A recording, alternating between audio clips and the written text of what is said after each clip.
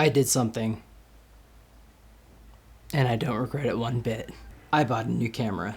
What's up guys, my name is Hussein. If you guys don't know who I am, I'm a photographer, filmmaker, specialize in product, lifestyle, landscape, portraits. I just love photography. That's literally what it is. I recently got a new camera, and it's not something I ever thought that I would have gotten. But before we get into that, I'm gonna take you through a brief rapid fire history of my cameras. Okay, so I started out on a Canon Rebel T7i, and then I got a Canon 6D Mark I, and then I got my dream camera, the Canon 1DX Mark II. This camera is literally the one that started my career. I still love it. And then to pair along with the 1DX Mark II, I also got a Canon 5D Mark IV. Now I got this primarily for the photo aspect of it, higher megapixels, and I still love this camera and it is super relevant. And then Canon released the R5, and I love the R5. This is my baby. I take it everywhere. I probably use this camera more than any other camera. I love my R5. And of course, I'm filming on a Canon C70 right now. I have two other cameras that I've been using a lot more recently. One is a Pentax KM film camera. This is a 35mm film camera, and I have absolutely been loving shooting 35mm film. Oh, that sound. And then my buddy Kenny at Pictureline sold me his old Konica FT1 motor. Now I had a Pentax K1000 that broke, and I was just getting into film photography and I was really loving it. So I asked him what I could get, and he decided to sell me his old Konica FT1 motor, and I love this. It's pretty much my go-to 35mm film camera, and what I love about it too is that it is auto winding, so super fun. It is a beast of a camera, and this lens on it is beautiful. Now that brings me to the camera that I just picked up. I wasn't expecting to pick this up. This here is a Pentax 6x7 medium format film camera, and it's a beast. Okay, so the story goes is I actually just came back from Glacier National Park, and I had this amazing trip there where I actually proposed to my girlfriend. She said yes. On the way there, I stopped by one of my favorite camera stores to pick up some more film for the trip. And lo and behold, they had this thing on the shelf. And me being my stupid self asked, how much is that? And when they said the price, I knew I was about to do something stupid. I've been looking for a medium format camera for a long time. I don't know why, but there's something about medium format film that I've always loved looking at. And then I picked this up. Literally, I picked it up off the shelf and I fell in love. And at that point, I immediately bought it, and I bought a couple rolls of film. Here's the thing, I had no idea how to use this. I had to go to my favorite camera store where my buddy Kenny literally bought the same exact camera the same day, which was a total coincidence. He had to show me how to use it, which, shout out to Kenny. I love that dude. The crazy part is I have not seen the scans from the photos from this camera until now. And actually, we are going to see them together, which is going to be really exciting, but I'm also really nervous. So let's see what this Pentax 6x7 has to offer. Okay, so I have 3 film stocks that I shot. 2 Kodak Gold 200 and then 1 Portrait 800. And I'm excited and also really worried. So we're just gonna dive right in. First is Kodak Gold 200. Okay. This is the first shot. Don't really see anything in focus, which is fine. I have to figure that out. Next shot, kind of the same thing. Okay, here we go. This is beautiful. This is just at Glacier National Park, and you can see that beautiful amount of grain in there, but it is sharp. Ooh, oh, it hurts that I missed focus on that. Let me see the next one. Oh, I'm missing focus. Oh, it's focused down here. You know what it is? It might be because I'm shooting at such a low aperture. See right here? Okay. Interesting. Okay, so these were these 2 fishermen, and I tried to get their portrait, kind of, but my focus was right here instead of over there. Okay, that's good to know. Yeah, and this was me trying to get the fisherman in focus, but instead I got the tree. So I'm thinking what's happening is I'm focusing closer than I actually am. Okay, this is a portrait of my girlfriend. Oh, and it's sharp. It's beautiful. Oh my golly. That is stunning. Oh, she's so cute. Yep, same thing here. The focus is a little bit closer where I wanted it to be. So it's good to know. Same thing. I don't even know where that's, yeah, it's focused down here. Okay. Ooh, okay. I got this shot. I guess it's just a focusing issue of where, not necessarily like it won't focus, but where I am focusing. Okay, again, focus is a little bit too short. Oh, I'm so sad I missed this one. Oh, that would have been so good. Okay, that's in focus. You can't really see it. Oh, I think I just missed the horse. And I missed that one too. Dang. I got the Audi. Got the pink Audi. All right, so it's been a couple days since I filmed the beginning part of this video.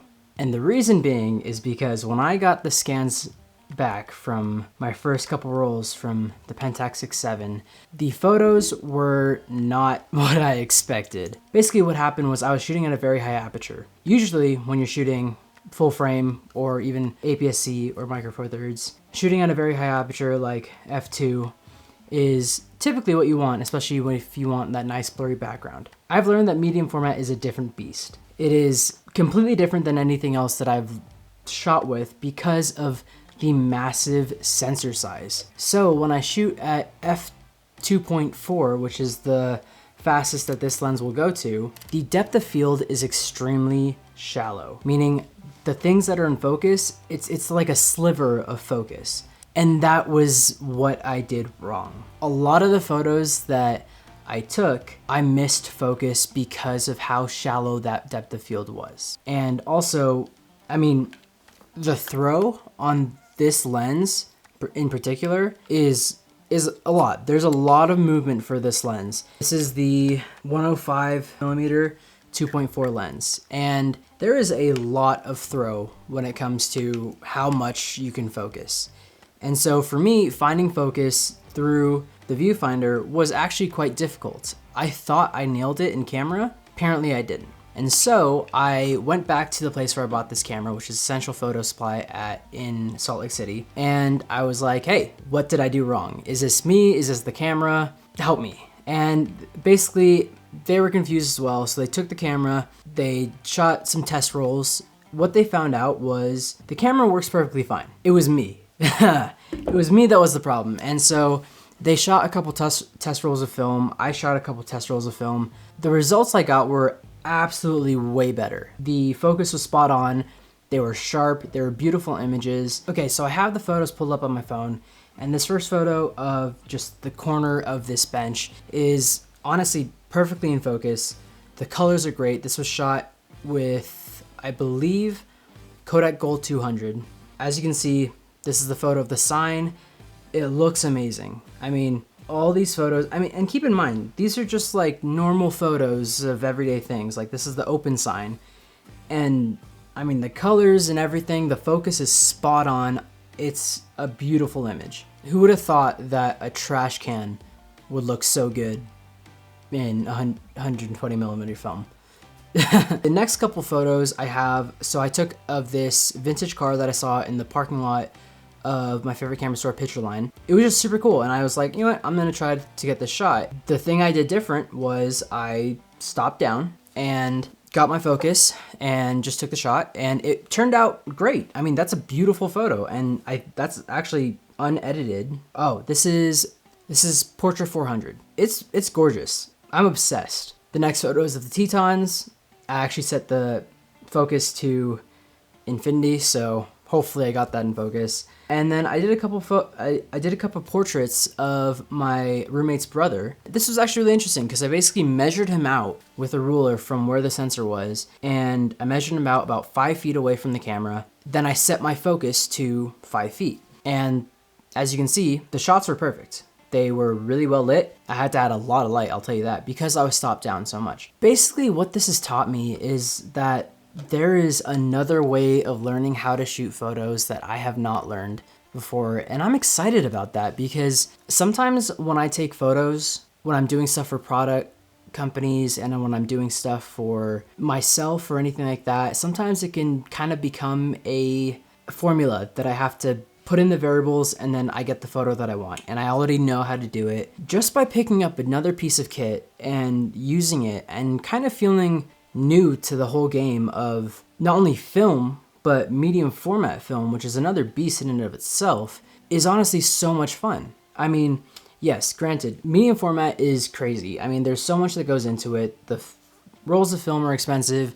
Getting them developed is expensive. When you're someone like me that has no patience, you want to pay for express development. That just adds up the cost. It's fun, and it's gotten me re-inspired, and it's gotten me looking at my compositions more. You know, I'm shooting at a 4:3 aspect ratio. This is a 6:7 camera, so now I'm trying to figure out, okay, how do I fill the frame?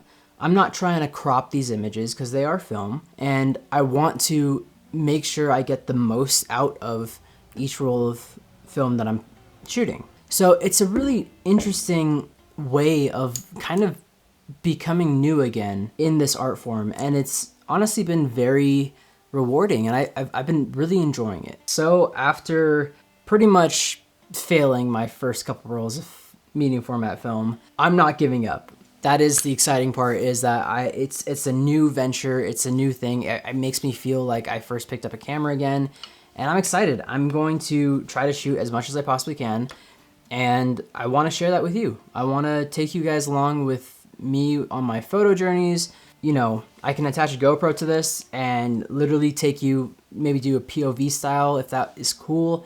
Let me know what you guys think. You know, I have a lot of ideas for videos, but I would love to hear from you guys. What do you guys want to see, and what can I do to make the best videos for you guys? I would really love to hear from you guys. Please comment below. Let me know what you think about medium format. If you tried medium format, if you have any tips for me, that would be greatly appreciated.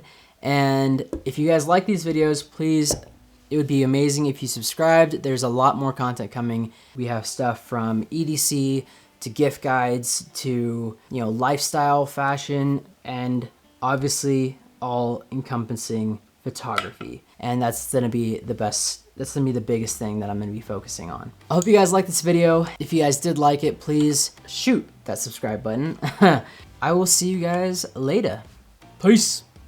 Please hold. Oh, big yawn. Why do I have so many pictures?